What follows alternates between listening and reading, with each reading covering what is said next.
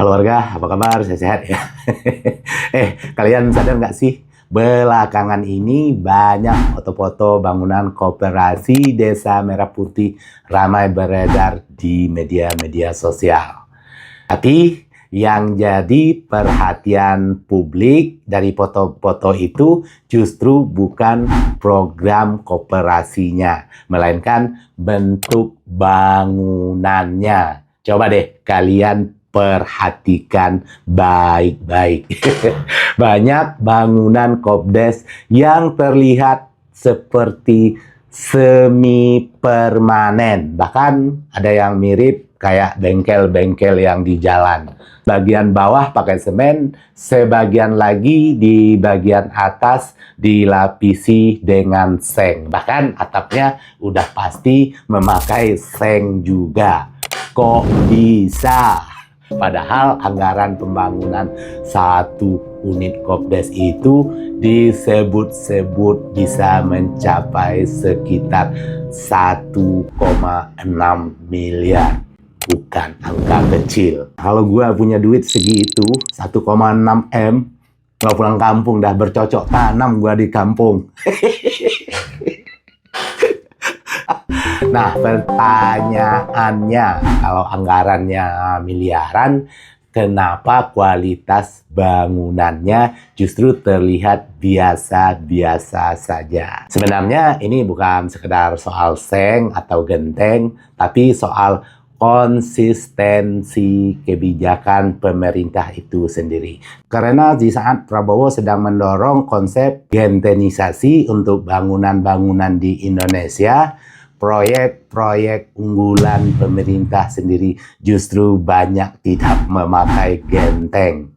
Koperasi Merah Putih pakai seng, sekolah rakyat juga pakai seng.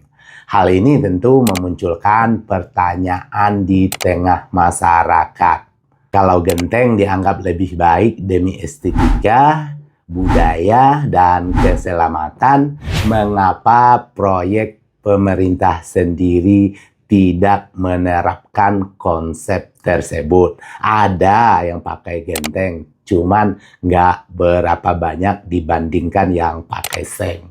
Pada akhirnya kita juga melihat adanya perbedaan antara narasi praktik di lapangan. Di era media sosial sekarang, hal seperti ini sangat mudah menjadi sorotan. Karena masyarakat hari ini semakin kritis, rakyat tidak hanya mendengar pidato-pidato Pak Presiden, tetapi juga memperhatikan contoh nyata dari pemerintah di bawah kendali Pak Presiden itu sendiri.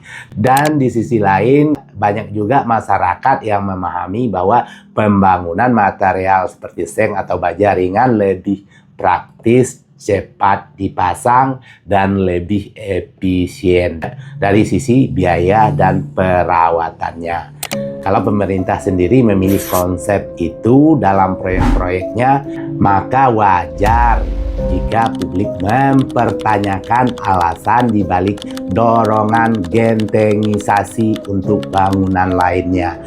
Bukan bentuk kebencian. Justru ini bentuk perhatian masyarakat terhadap kebijakan publik agar terlihat konsisten dan masuk akal. Pada akhirnya kepercayaan publik tidak dibangun hanya lewat pidato omon-omon saja, tetapi lewat contoh nyata. Rakyat mungkin bisa memahami keterbatasan, tetapi rakyat sulit menerima ketidakkonsistenan pemerintah itu sendiri. Sebab ketika ucapan dan kenyataan berjalan ke arah yang berbeda.